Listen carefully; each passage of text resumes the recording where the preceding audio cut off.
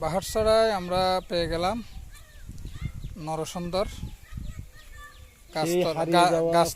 গাছতলায় বসে মানুষ নিজের সন্ধানে এসে বাহারছড়া ইউনিয়নের নবনির্বাচিত ইউপি চেয়ারম্যান ইউনুস ভাইয়ের এলাকায় আমরা এসে নরসুন্দর যে নাম কি আমার নাম কি আগেরকার দিনে আমরা যে আমার বাবা অসীম আমার বাপ চাচারা যে বছর ধরে এই কাজগুলো আজকে এখানে দেখতে পেয়েছি খুবই ভালো লাগতেছে। 30 বছর ধরে হাম গরম এলে গড় গড় যাই গরম না না তো গরম না না আগে শহর বন্ধ রাখছিলাম তবে ইয়ার পরে মানে দেশে টনে এরকম দোয়ান নাই আপনার কাছে এইভাবে ভাড়া করে দিই কিন্তু ফরা হলে তো দোয়ান ভাড়া দিয়ে না ভরের কিচ্ছু দিয়ে না ভরের তো খটিয়া করিল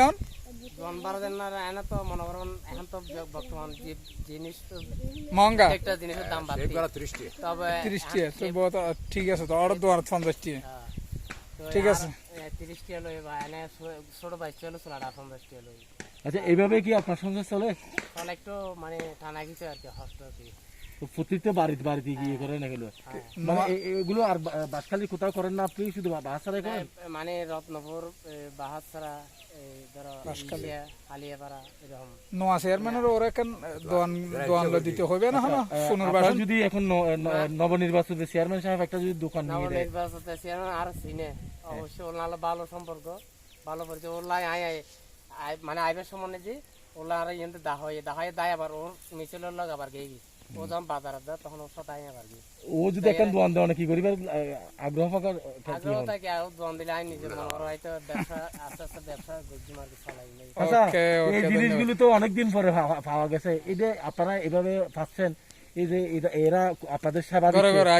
ঘরে সেবা দিচ্ছে এই বিষয়ে আপনি একটু আপনার অভিমত বলেন। ভালো লাগে না ভালো লাগে না নতুন অর্থ ভালো লাগে না না দোয়ানের যাই গরম তো আরে গরি দিতে